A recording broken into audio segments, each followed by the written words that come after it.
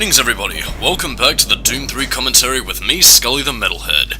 Today we're going to be finishing off Sectors 3 and 4 of the UAC base, and... well, yeah, this is pretty much the end of Delta Complex. We're reaching the end game, guys. The end is near, and so too are we to the end of the Doom 3 commentary, because it's after this point that things begin to get a little bit more... now let's just say degraded. I should probably turn down the game volume a little bit. There we go. Race up to... yeah, 3 or 4 points I think is good. Yeah, excuse me. Now then. This is going to be a pretty long stretch of, you know, just pure gameplay. For those of you who weren't really enjoying all the intrusive story aspects that seemed to perceive last part, but nonetheless... excuse me. Pepsi. We'll be getting just pure gameplay with my commentary there to fill the time. Thank you, computer. I shall now walk around the UAC base.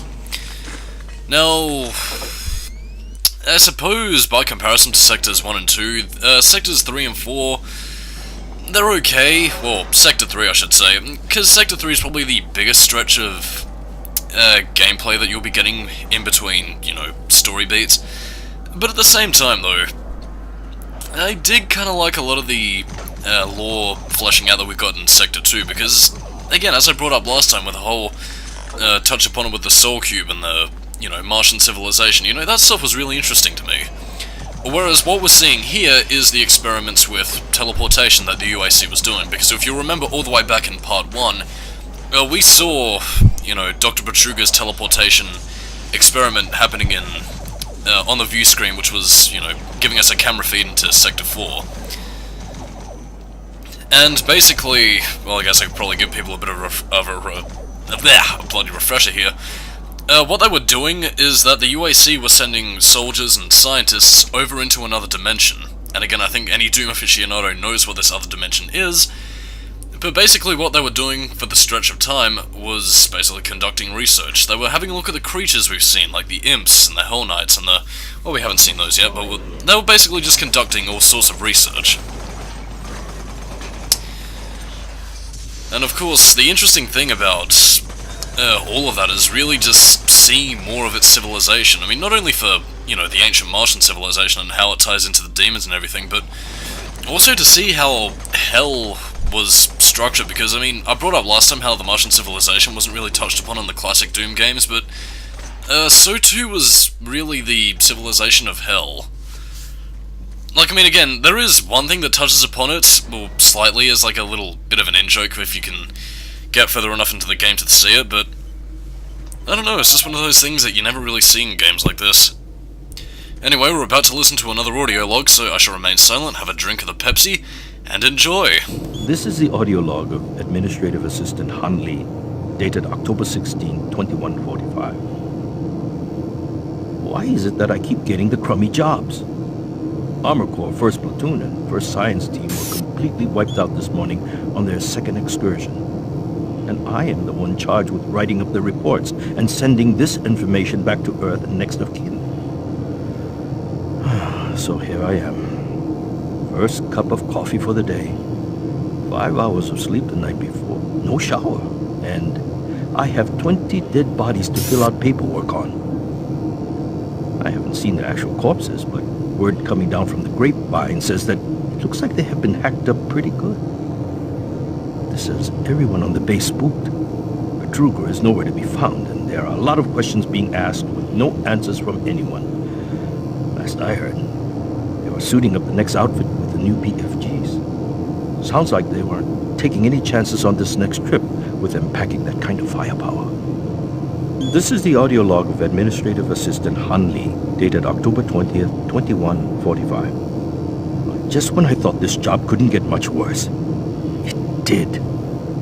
Delta scientists sent another group of researchers through the portal 2 days ago, and they failed to return at their scheduled time. Radio transmissions to the research party have gone unanswered. Even our LZ tracking systems can't find them. We fear that they are dead.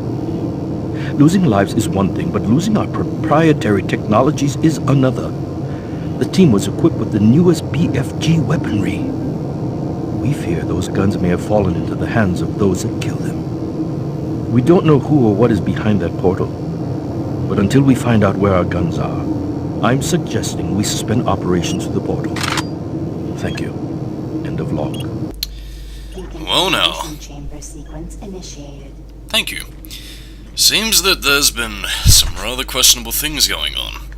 Although I do have to question why he's a little bit more concerned about the well, actually, you know what, it does kind of make sense from his perspective, because again, he doesn't know about the demons yet. So I think it is reasonable to worry about the, demons having BFGs and such, and thank God they didn't learn how to use weapons, although in retrospect, considering what we've seen with the... oh fuck, I forgot what the creature's name was. Mancubus, that's it. Yeah, they kind of have their own weaponry. Then again, they can summon plasma blasters, the Sector 2 Delta Lab had already told us, so no real need for BFGs or anything like the such. Contamination chambers, often used to disguise loading times in video games, something that Jack 2 had taught me rather well. Now, something right here is basically where the meat and potatoes of our game is going to be, or at the very least for Sector 3. Basically, if you enjoyed the little teleporter section we got in Sector 1, I believe. Actually, no, I think it was Sector 2. Basically, we're going to be using teleporters this game. Yay! Woo woo, yeah. In fact, I probably should have saved my little title, Trouble with Teleporters, for this one, since this one more heavily revolves around it. Although, in retrospect, I suppose it fits with the previous part as well, since it did heavily illustrate, the concept of using a teleporter, because we had to run around Sector 1 and locate all those parts. Although I will admit, and again, maybe this is just me being very simple-minded, but I really love using Doom 3's graphics user interface for, interacting with the computer screens and all that. And again, I know it sounds so simple, and it sounds like something that most gamers go, oh, it's just, like the QuickTime events, it's not gameplay involving, but honestly, there's just a sense of childish glee that, you get to interact with the world to such a great degree, and you can interact with the technology. I don't know. And maybe it's just a critique that there's an overabundance of it in today's games, but I don't know, there's just a childish sense of glee that I feel by pressing buttons on things. I don't know. Yeah, but in any case, with the absence of stuff to talk about, I will then begin on another juicy tangent, and one that isn't spoily-loily-loilers. Basically, for one tangent that I have, and one common critique that a lot of people tend to have, is of the UAC base taking up a large chunk of the game. Now, I will say right now that this isn't the only area that we'll be visiting in the entire game. Well, and again, that's kind of obvious considering the nature of the fact that Doom is about hell and demons, but for a majority of the game, the UAC base is, well, pretty much just your setting.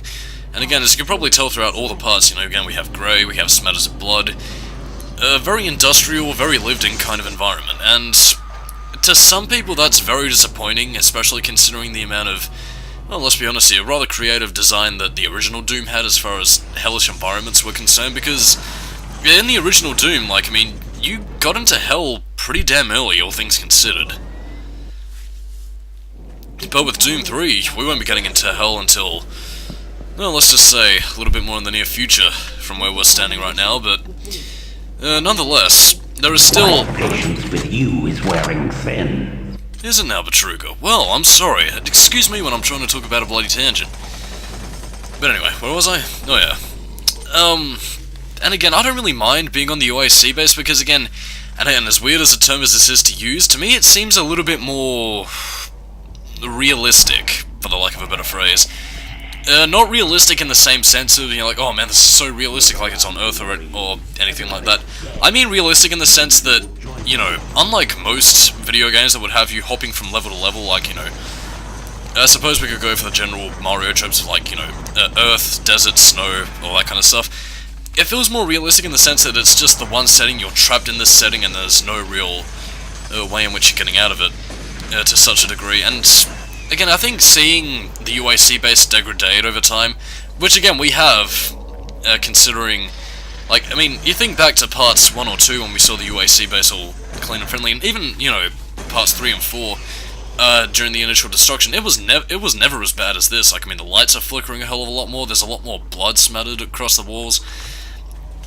Not to mention, we've also seen some, you know, pulsing flesh during the communications tower, so I don't know, I mean, the nice sense of degradation really shows that things are beginning to escalate, and I think with a grounded setting like this, it really does well to show Hell's corrupting influence over Mars, which, again, in the original Doom, granted it was a game from the 90s that was focusing more on being a fuck yeah action game, but at the same time, there was a lot in Doom 3 which I feel emphasizes the gravity of this situation, which I think is why I'm a little bit more invested in the plight of, you know, the scientists and the soldiers here, versus the already dead / possessed scientists in the original game.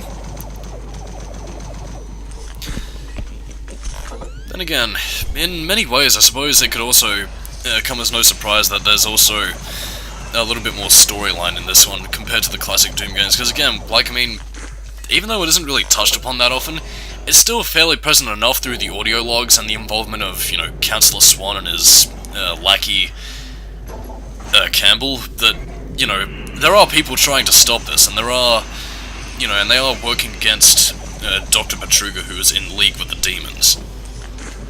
And again, you know, it's just this kind, and again, it's just all this that helps to get the player invested, and to me, that's one of Doom 3's absolute strengths.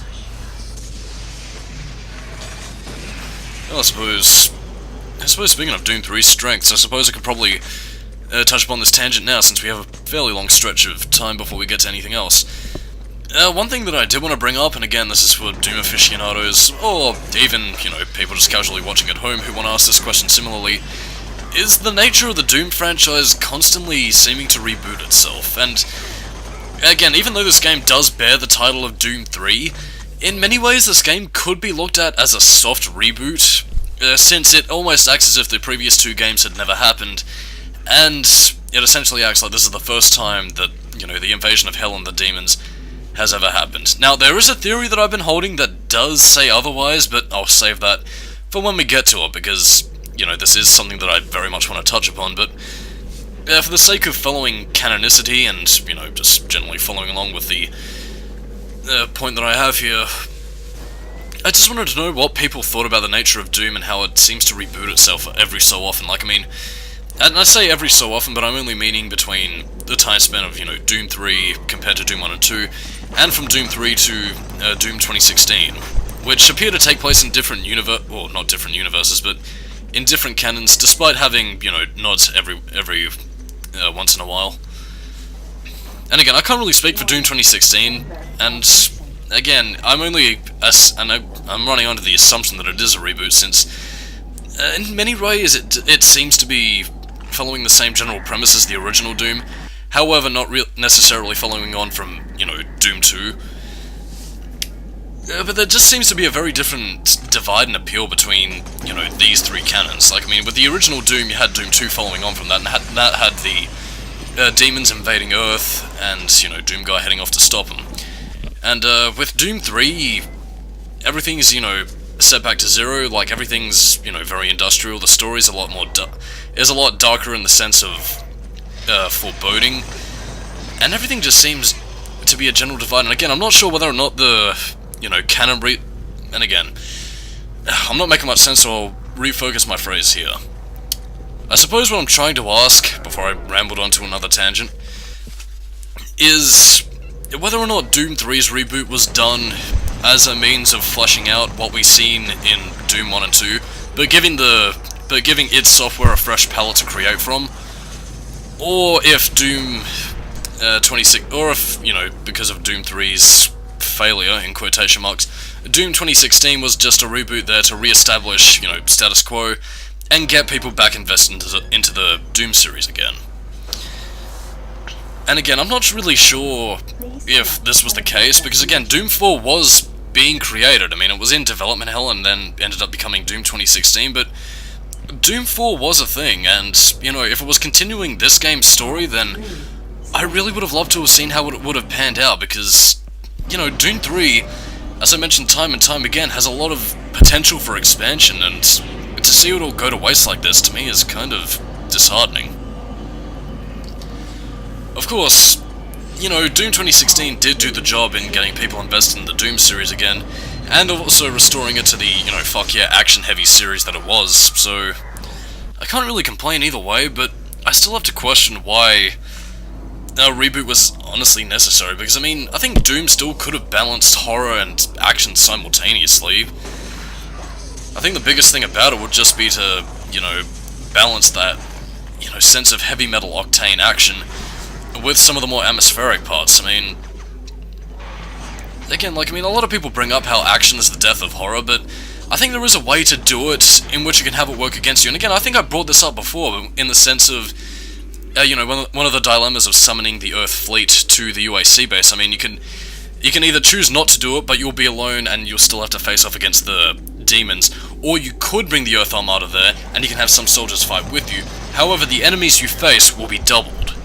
You know, and again, I think it could you know, create some interesting dilemmas, and create a lot of situations that could make things a lot more tense, a lot more scary. And again, fear is based purely on, yeah, well, not purely I should say, but it's based a lot on tension. You know, again, finding out whether, again, like, people bring up Resident Evil as a scary series, which some people would argue that it isn't, but again, one of the things that makes it so scary is, you know, tension. You know, wondering whether or not you're down to that last clip of ammo, wondering whether or not there's an enemy around the corner. And again, for as much as people tend to bash Doom 3's little monster closets, or how they just seem to jump scare you every now and again, there is a legitimate fear to be found with a demon that could just summon themselves anywhere and, you know, just up and attack you. And I think if, you know, the monster closets were played a little bit more subtly, you know, without going full on raw, but rather just sneaking up behind you and then, you know, you shit in your pants the moment you notice that they're there, I think there's a lot that could be done with this. And again, people say that Doom can't work as a horror game. I think it can, but it just needs to be done within the right hands.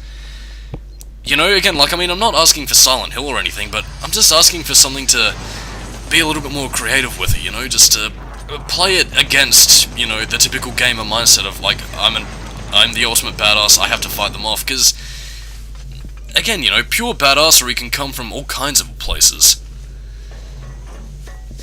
I don't know, maybe I'm just rambling, but that's honestly just one of my many ideas. Id Software, I am willing to work.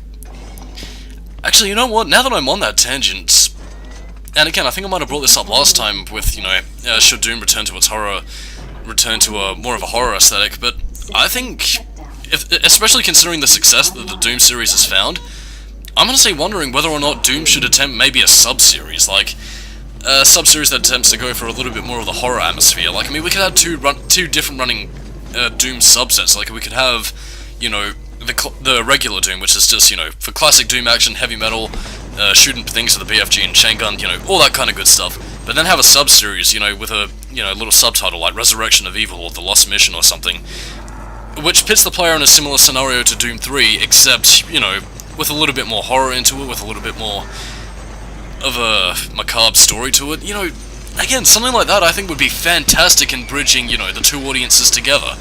You can satisfy the horror fanatics, but you can also satisfy the people that just want, you know, a fun action game to kick back and play on a Saturday night. I mean, that's just fantastic. Well, that tangent lasted us a good while. Anyway, I'm gonna be taking a bit of a break with this next thing, because again, there's a little bit of ambience coming up, a little bit of story, so I will shut up, have a drink of the Pepsi, and now we shall teleport. Initiate! Making progress, Marine? Your journey is futile. You will die, and your soul will be mine.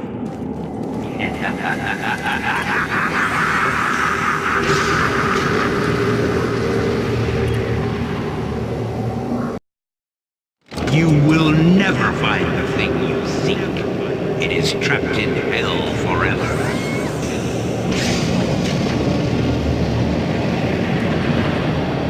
Well, isn't that cheery? Welcome to Sector 4 of the UAC base, where apparently Betruger just wants us to burn and die. Yeah, seriously, man, this... I don't know what it is about it, but this place gives me the creeps. And it also kind of reminds me of that one Doctor Who episode. I can't even mind which it was. It was one of the 11th Doctor ones. I think it was... Shit, I can't remember its title right now, but it had Rory Williams writing "Die, Amy" all across the TARDIS walls. A bit of a fantastic episode that was, actually. I wish I could remember the fucking name of it, though. Oh well. Don't really have much left to say other than, well, say goodbye to the UAC base, because, as we can see here, it looks to be on the way out. Anyway, gather all the health and items we can. We should be ready for what we're about to face, because right now we're about to enter the teleporter room that we saw in part 1, and say hello to the most powerful enemy in the game. You cannot escape.